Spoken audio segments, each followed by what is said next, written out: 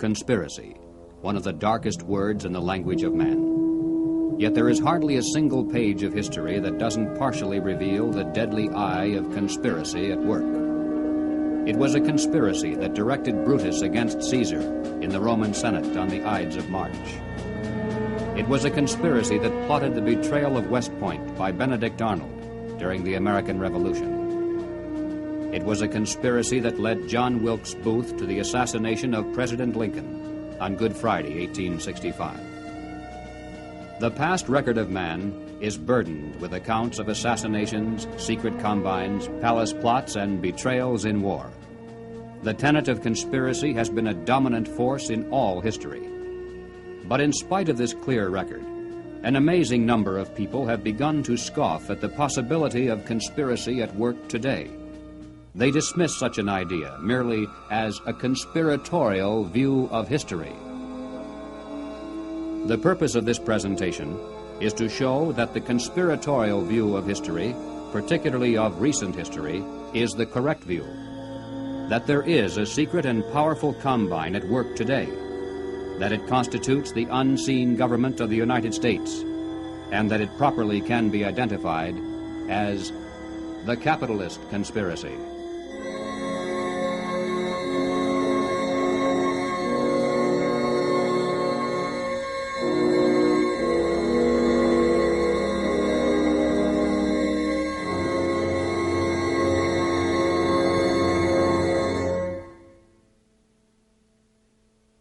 In 1963, the nation was held spellbound by the testimony of gangster Joe Valachi as he exposed the inside workings of the international crime syndicate known as the Cosa Nostra, or the Mafia.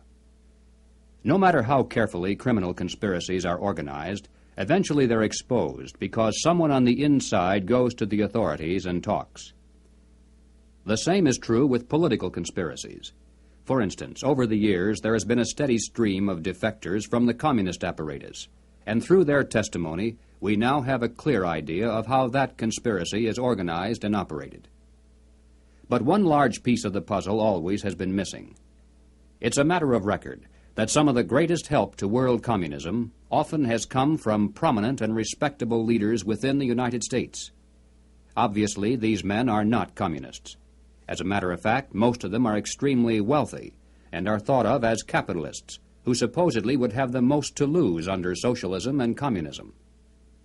And yet the record is disturbingly consistent, and Americans repeatedly have asked why.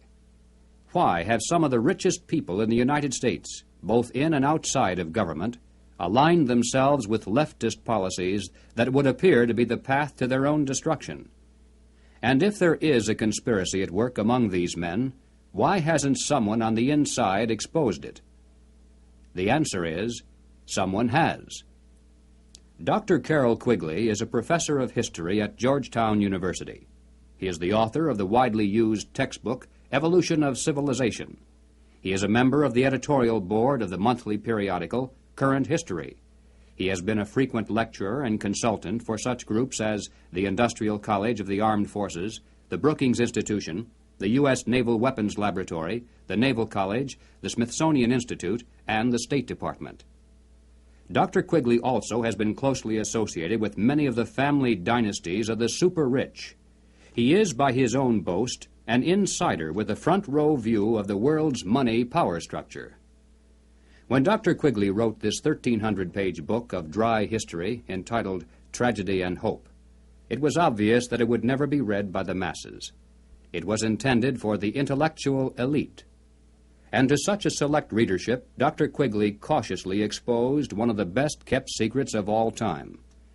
But he also made it quite clear that he was an extremely friendly apologist for this group, and that he fully supports their goals and purposes. On page 950, Dr. Quigley says, "I know of the operations of this network because I have studied it for 20 years and was permitted for 2 years in the early 1960s to examine its papers and secret records. I have no aversion to it or to most of its aims, and have for much of my life been close to it and to many of its instruments. In general, my chief difference of opinion is that it wishes to remain unknown." Dr. Quigley points out that During the past 200 years, while the peoples of the world gradually were winning their political freedom from monarchies, the major banking families of the world were nullifying the trend toward representative government by setting up new dynasties of political control, but behind the scenes, in the form of international financial combines. These banking dynasties had learned that all governments, whether they be monarchies or democracies, must borrow money in times of emergency, and that by providing such funds from their own private resources, with strings attached, of course, gradually they could bring both kings and democratic leaders under their control. Dr. Quigley believes that people should be more familiar with the identities of these clever banking dynasties. They include such names as Baring, Hambros, Lazard, Erlanger, Warburg, Schroeder, Seligman, the Spires, Mirabeau, Mallet, Fuld, and above all, Rothschild and Morgan. It should be noted that while the Rothschilds and other Jewish families cooperated together in these ventures, this was by no means a Jewish monopoly, as some have alleged. Men of finance of many nationalities and many religious and non-religious backgrounds collaborated together to create this superstructure of hidden power. Its essence was not race, nor religion, nor nationality. It was simply a passion for control over other human beings. Dr. Quigley identifies this group simply as the international bankers. These are not the same as the local commercial bankers with whom we deal in everyday life. International bankers deal not with the general public, but with the industrial giants of the world, with other financial institutions, and especially with governments. The key to their success has been to control and manipulate the money system of a nation, while letting it appear to be controlled by the government. The net effect is to create money out of nothing, lend it to the government, and then collect interest on it, a rather profitable transaction, to say the least. For example, in 1694, international banker William Patterson obtained the charter of the Bank of England, and the power over England's money system fell into private hands. In a boastful mood, Patterson said, "The bank hath benefit of interest on all monies which it creates out of nothing." 230 years later, Reginald Mackina, British Chancellor of the Exchequer, said, "The banks can and do create money, and they who control the credit of the nation direct the policy of governments and hold in the hollow of their hands the destiny of the people."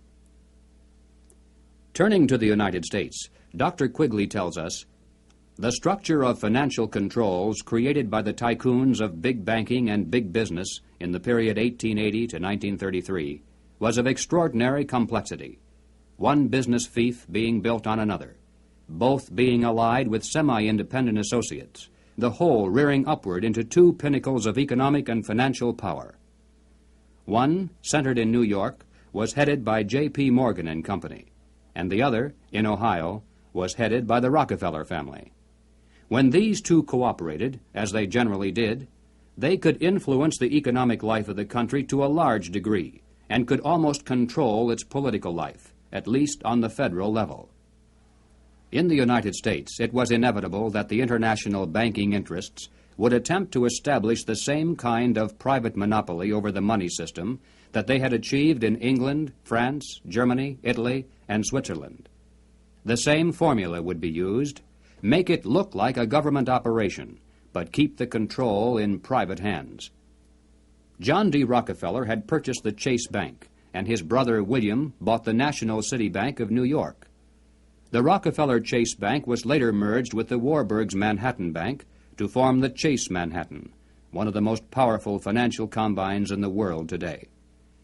Acting in concert with the Morgan banking dynasty, they spent untold millions of dollars to promote legislation that would grant to them a private franchise over this nation's money system. To sell this scheme to the voters, the monopolists created the propaganda line that the proposed banking law somehow would work against the monopolies. Politicians took up the cry, "Banking reform," and "Down with Wall Street." And then, to make it look convincing, the financial tycoons publicly pretended to oppose the measure, all the while financing it behind the scenes. On December 22, 1913, the Federal Reserve Act finally was passed into law. Something known as the Federal Reserve System came into being, and with it, total control over the nation's money fell into private hands. The Federal Reserve System solely is responsible for creating money in the United States. The Treasury prints only what the Federal Reserve tells it to print. The far greater amount of checkbook money is also determined by this group. Yet it is not a government agency and is entirely beyond the reach of the American voter. Technically, the stock of the Federal Reserve System is held by 12 privately owned national banks that make up the system. These, in turn, are owned primarily by the private banking dynasties that work so hard to bring that system into being. By law, the 7 members of the Federal Reserve Board are appointed by the President for a term of 14 years each. In spite of the incredible length of these appointments, nevertheless, they're supposed to create the illusion that the people, acting through their elected leaders, have some voice in the nation's monetary policies. In practice, however, every president since the beginning of the Federal Reserve System has appointed only those men who were congenial to the financial interests of the international banking dynasties. There have been no exceptions. It is now known that the original Federal Reserve Board was handpicked by Colonel Edward Mandell House, who early in his career had represented British and American banking interests. The intimate papers of Colonel House, edited by Charles Seymour, reveal House as the unseen guardian angel of the Federal Reserve System. In the words of Mr. Seymour, the Schiffs, the Warburgs, the Kahns, the Rockefellers, and the Morgans had faith in House. In 1912, Colonel House authored this book entitled Philip Drew, Administrator. The hero, a thinly disguised version of himself in real life, was a behind-the-scenes manipulator of prominent political figures. In the disguised form of a novel, the book lays bare the general strategy that has been followed ever since, even to the very present.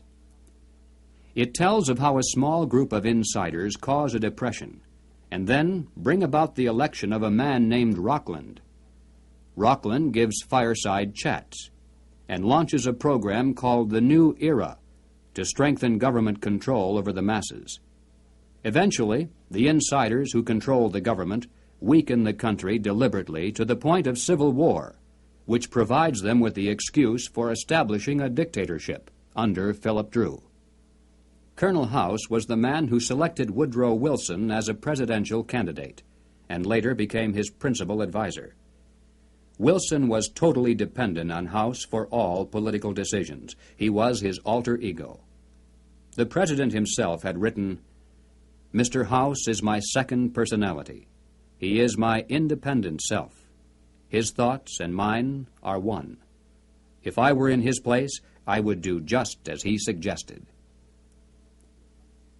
When the federal government goes into debt, it borrows that money from the Federal Reserve System. The national debt presently is at the 400 billion mark. Just to pay the interest on this debt, taxpayers are forced to contribute over $20 billion every year. And remember, that is interest on money created out of nothing.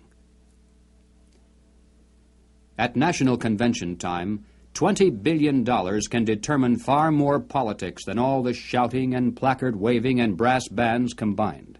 And one can only imagine the economic and political pressures that are brought to bear on a candidate seeking public office. Pressures and commitments to make sure that, if elected, the new president will make the correct appointments, not only to the Federal Reserve Board, but also to ambassadorial posts, government agencies, the cabinet, and even the Supreme Court. This is why, through the years, administrations change, party labels change, but major policies do not. In 1870, a wealthy British socialist by the name of John Ruskin was appointed as Professor of Fine Arts at Oxford University in London. He taught his students that the state must take control of the means of production and organize them for the good of the community as a whole. But he advocated placing control of the state into the hands of a single dictator. He said, "My continual aim has been to show the eternal superiority of some men to others, sometimes even of one man to all others." Dr. Quigley tells us, Ruskin spoke to the Oxford undergraduates as members of the privileged ruling class. He told them that they were the possessors of a magnificent tradition of education, beauty, rule of law, freedom, decency, and self-discipline, but that this tradition could not be saved unless it could be extended to the lower classes in England itself and to the non-English masses throughout the world. Ruskin's message had a sensational impact. His inaugural lecture was copied out in longhand by one undergraduate, Cecil Rhodes, who kept it with him for 30 years. Cecil Rhodes made one of the world's greatest fortunes. With help from international bankers, he was able to establish a virtual monopoly over all the diamonds that came from South Africa, and most of the gold as well. Throughout his entire life, Cecil Rhodes spent most of his vast income to promote the ruling class ideas of John Ruskin. Many people are familiar with the world-famous Rhodes Scholarships, which were established to promote the less controversial aspects of John Ruskin's dream. But very few are familiar with the fact that in 1891, Cecil Rhodes established a secret society to promote the rest of that dream. Dr. Quigley explains, in this secret society, Rhodes was to be leader. Stead, Brett, Lord Esher, and Milner were to form an executive committee. Arthur Lord Balfour, Sir Harry Johnston, Lord Rothschild, Albert Lord Grey, and others were listed as potential members of a circle of initiates, while there was to be an outer circle known as the Association of Helpers, later organized by Milner as the Round Table Organization. Here, then, was the classic pattern of political conspiracies throughout all history. At the center, usually depicted as the all-seeing eye, there is a tiny group in complete control, with one man as the undisputed leader. Next comes a circle of secondary leadership that for the most part is completely unaware of an inner core. They are led to believe that they are the innermost ring. In time, as these conspiracies are built from the center out, they form additional rings of organization. Those in the outer echelons usually are poor idealistic souls with an honest desire to improve the world. They never suspect an inner control for sinister purposes, and only those few who demonstrate a ruthless capacity for higher leadership are ever allowed to see it. After the death of Cecil Rhodes, the inner core of his secret society fell to the hands of Lord Alfred Milner, Governor-General and High Commissioner of South Africa. As director of a number of public banks and corporate precursor of England's Midland Bank, he became one of the greatest political and financial powers in the world. Milner recruited into his secret society a group of young men, chiefly from Oxford and Toynbee Hall. And, according to Quigley, through his influence, these men were able to win influential posts in government and international finance, and became the dominant influence in British imperial and foreign affairs up to 1939. Under Milner in South Africa, they were known as Milner's Kindergarten until 1910. In 1909 to 1913, they organized semi-secret groups known as Round Table groups in the chief British dependencies and in the United States. The Round Table group in the United States promptly created an external organization known as the CFR, the Council on Foreign Relations. It is through this organizational ring and then outward, through tax-exempt foundations, universities, and government agencies, that the international capitalist conspiracy has dominated the domestic and foreign policies of the United States for over 50 years. Unless there is any doubt as to who is behind the CFR, Dr. Quigley tells us bluntly, in New York it was known as the Council on Foreign Relations and was a front for J.P. Morgan and Company in association with the very small American Round Table Group. The CFR building is located on the west side of fashionable Park Avenue in New York. Although it definitely is not the center of the conspiracy, and although practically none of its members are aware of an inner control, nevertheless it is semi-secret in its operation. It shuns publicity, and members are sworn not to disclose to the public the proceedings of its conferences and briefings. It has a formal membership of 1,400 elite personalities. In Harper's Magazine of July 1958, there is an article entitled School for Statesmen, written by CFR member Joseph Kraft. Kraft revealed that one of the chief architects for the CFR was none other than Colonel Edward Mandell House. At the time of writing this article, Mr. Kraft boasted that the CFR membership even then included the President, the Secretary of State, the Chairman of the Atomic Energy Commission, the Director of the Central Intelligence Agency, the Board Chairman of 3 of the country's 5 largest industrial corporations, 2 of the 4 richest insurance companies, and 2 of the 3 biggest banks, plus the senior partners of 2 of the 3 leading Wall Street law firms, the publishers of the 2 biggest news magazines and of the country's most influential newspaper, and the presidents of the Big 3 in both universities and foundations, as well as a score of other college presidents, a scattering of top scientists and journalists. The CFR, from behind the scenes, has dominated this nation for decades. CFR members include top executives and journalists for the New York Times, the Washington Post, the Chicago Daily News, Harper's, Look, Time, Life, Newsweek, U.S. News and World Report, CBS, NBC, MGM. They include directors of the Ford Foundation, the Rockefeller Foundation, the Carnegie Endowment Fund. They include Presidents Hoover, Eisenhower, Johnson, and Nixon, Secretaries of State Stettinius, Atchison, Dulles, Herter, and Rusk, a fantastic percentage of the President's Cabinet, undersecretaries, the Federal Reserve Board, ambassadors to other countries, Supreme Court justices, and presidential advisors. The average American has never heard of the CFR, yet it is the unseen government of the United States. It's a sobering fact that the hidden power structure of international finance has exerted tremendous influence over public opinion in this country through its virtual control of higher education and major segments of mass communications. The human mind is like a computer. No matter how efficient it may be, its reliability is only as great as the information fed into it. If it is possible to control the input of the human mind, then no matter how intelligent a person may be, it's entirely possible to program what he will think. And yes, it's even possible to program people to laugh at the mere mention of the word conspiracy. Such programming, of course, can work in both directions. While one group has been conditioned not to see any conspiracy at work, another group has been led to believe that communists have been behind practically everything, a position easily made to look ridiculous. These well-intentioned anti-communists have been correct in their charge of conspiracy, but incorrect in knowing who to blame. As far back as 1907, Trotsky was financed by British bankers.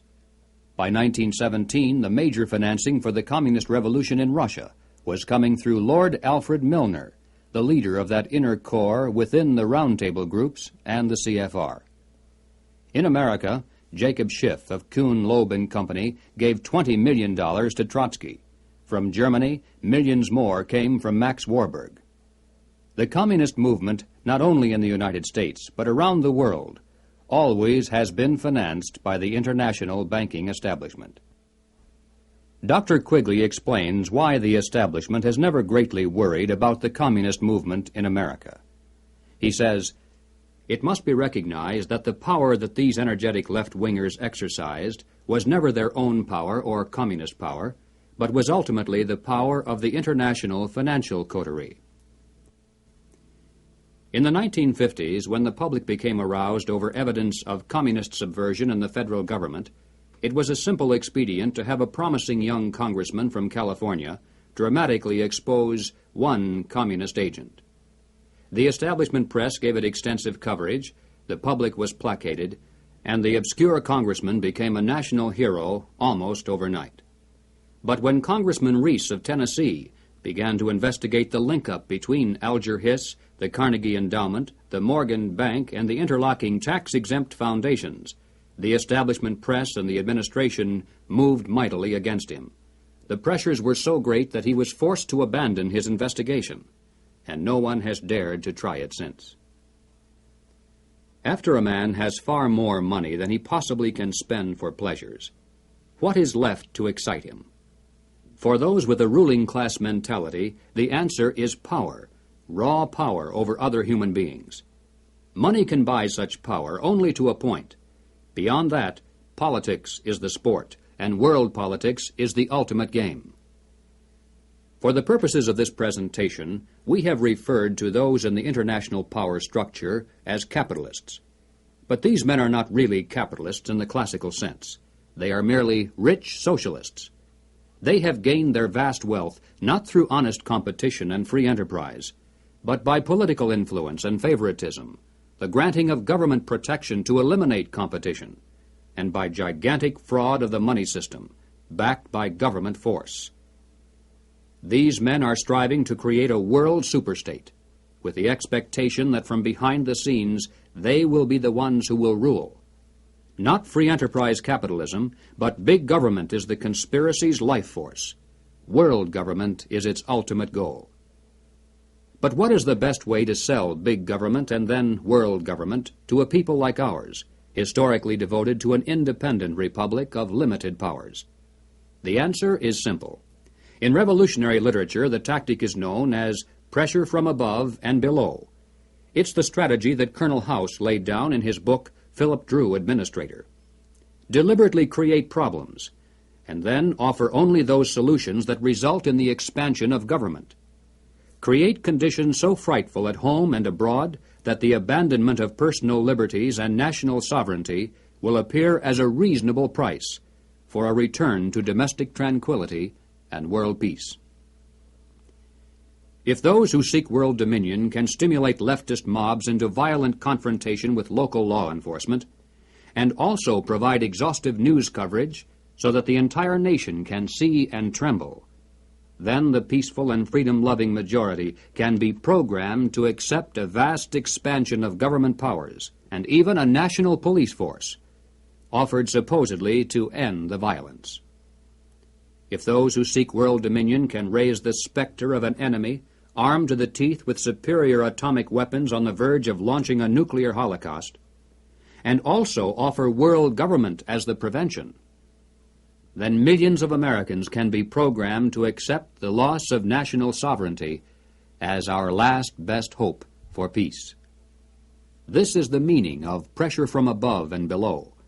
To put over police-state measures at home, they need chaos, crime, and anarchy in the streets. To sell the idea of world government, they need the constant threat of nuclear war. Or, as they say in revolutionary circles, the real action is in the reaction. In 1968, Random House Incorporated published this book by James Coonan, The Strawberry Statement, Notes of a College Revolutionary. Coonan carries the usual New Left credentials, and is a classic example of the extent to which a highly intelligent mind can be programmed by the establishment into thinking that it is acting against the establishment. Coonan was one of the leading participants in the first student seizure of an American university, which occurred at Columbia in April of 1968.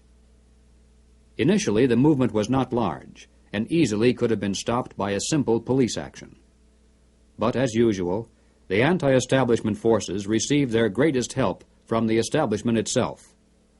For several days, police were told not to interfere. Meanwhile, university officials groveled in the face of outrageous propaganda charges, and the media made national heroes of the rebelling students. MGM even made a movie out of Coonan's book. On page 130, Coonan wrote, "In the evening, I went up to the U to check out a strategy meeting. A kid was giving a report on the SDS convention. He said that at the convention, men from Business International roundtables, the meeting sponsored by Business International for their client groups and heads of government, tried to buy up a few radicals. They offered to finance our demonstrations in Chicago. We were also offered ESSO, or Rockefeller money. They want us to make a lot of radical commotion so they can look more in the center as they move to the left." Jerry Kirk, while a student at the University of Chicago, was active in the SDS, the Du Bois Club, the Black Panthers, and the Communist Party. In 1969, Mr. Kirk broke from the party, and the following year testified before the House and Senate Internal Security Committees. Here is what Mr. Kirk has told us. Young people have no conception of the conspiracy's strategy of pressure from above and pressure from below. They have no idea that they're playing into the hands of the establishment they claim to hate. The radicals think they're fighting the forces of the super-rich, like Rockefeller and Ford, and don't realize that it is precisely such forces which are behind their own revolution, financing it and using it for their own purposes. When Stokely Carmichael was head of the militant revolutionary group known as SNCC, he was invited to speak at the University of Chicago. Jerry Kirk, then still a Black Panther, was among those who attended, and here is how he described Carmichael's appearance. Mr. Carmichael was obviously in the middle of something rather important, which made him more nervous and more tense than in the past. He started speaking of things which he said he could not have said before because his research was not finished. He spoke of the false consciousness of many blacks who believed the Jews were the instrument of oppression of blacks. And he made note of the fact that even though many Jewish people, for example in New York, own quite a bit of land, one must understand that the overwhelming percentages of mortgages in Harlem was owned not by Jewish people, but by Morgan Guarantee Trust, the Morgan family, and Chase Manhattan Bank, the Rockefellers. He repeated the line from the song he liked so well. "Something is happening here, but you don't know quite what it is, do you, Mr. Jones?" What he was getting at was that the Jews were simply one strata of society who are themselves being oppressed by people who were much richer and much more powerful. In the agencies of this power, he cited banks, the chief among which were Morgan Guarantee Trust and Chase Manhattan, and the foundations connected with these monoliths. It was not long after this that Stokely Carmichael mysteriously was ousted from both SNCC and the Black Panthers. Apparently, he had learned too much. More and more young radicals are beginning to wake up to the fact that their entire lives have been carefully programmed by the very people who are their hate symbols. They're beginning to realize that their so-called anti-establishment outlook actually is the calculated product of the establishment press, the establishment communications media, the establishment entertainment industry, the establishment schools. Rich men's corporations publish and popularize revolutionary books and songs. Through advertising, rich men's businesses subsidize revolutionary magazines. Rich men's tax-exempt foundations pour millions of dollars into left-wing organizations. The federal establishment in Washington, through agencies like the OEO, provide weekly paychecks to thousands of hardcore revolutionaries. And so we return again to the basic question, why? Why does the establishment publicly condemn but privately support the anti-establishment movement? Former communist Jerry Kirk answers, "The idea is to create a situation where the people are so frightened of the violence all around them that they will throw their hands up in the air and demand, 'Federal government, do something.' And the only choice open will be martial law. The communists, black militants, and revolutionaries will never succeed in overthrowing the government of the United States. But unless they are stopped, they will scare the American people into accepting socialism from Washington and statist rule by the insiders of the establishment. This is what it is really all about."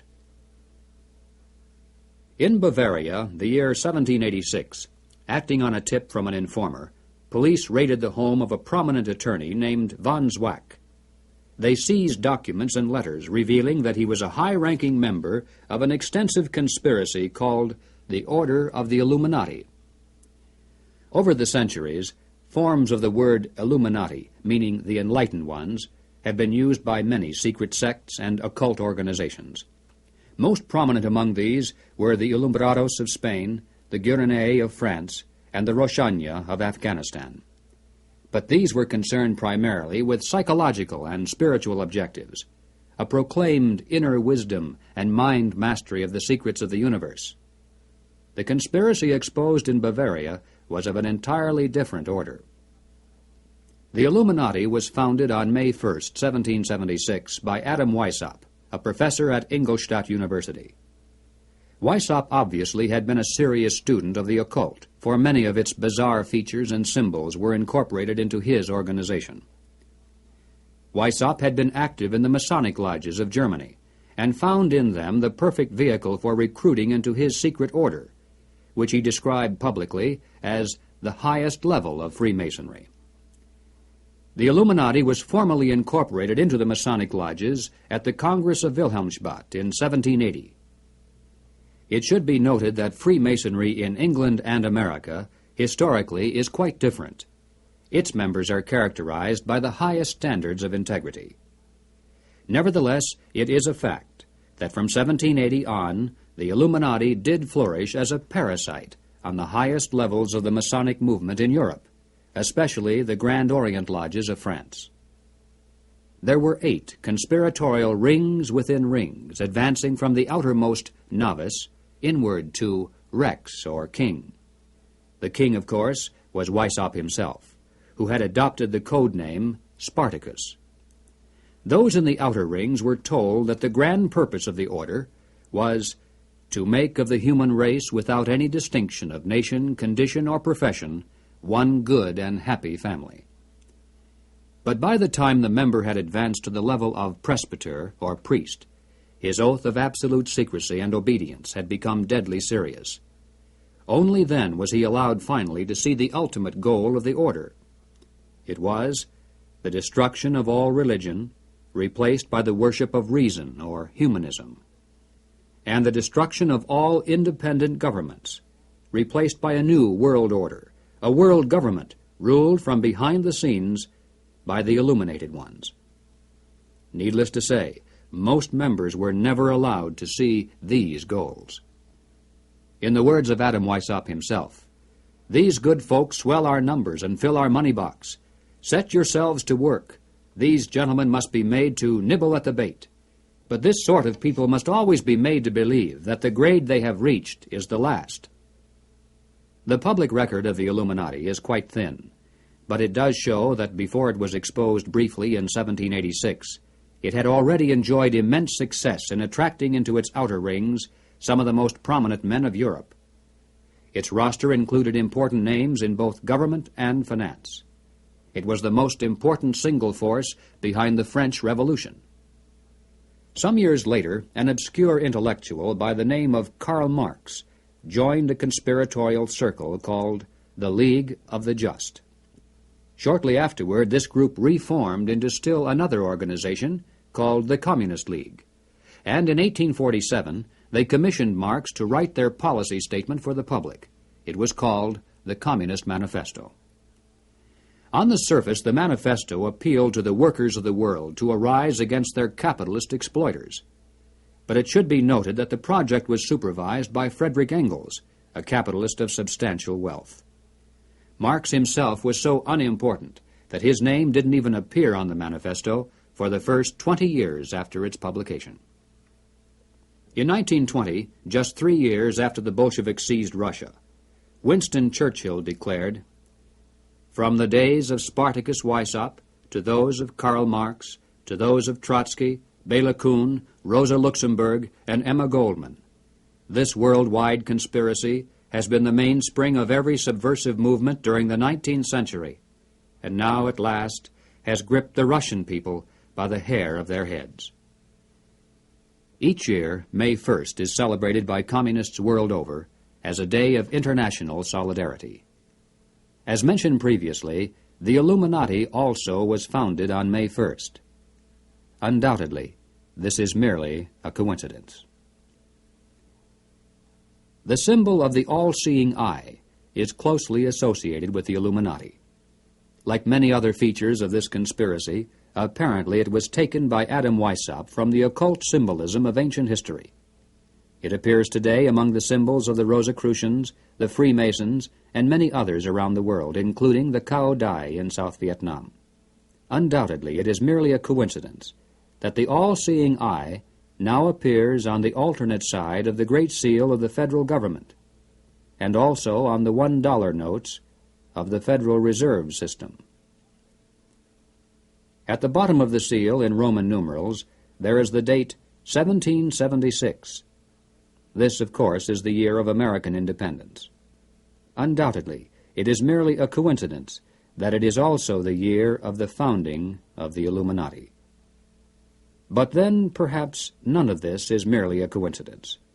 Is it possible that both the communist and capitalist conspiracies have yet one more inner circle within the circle that is common to them both?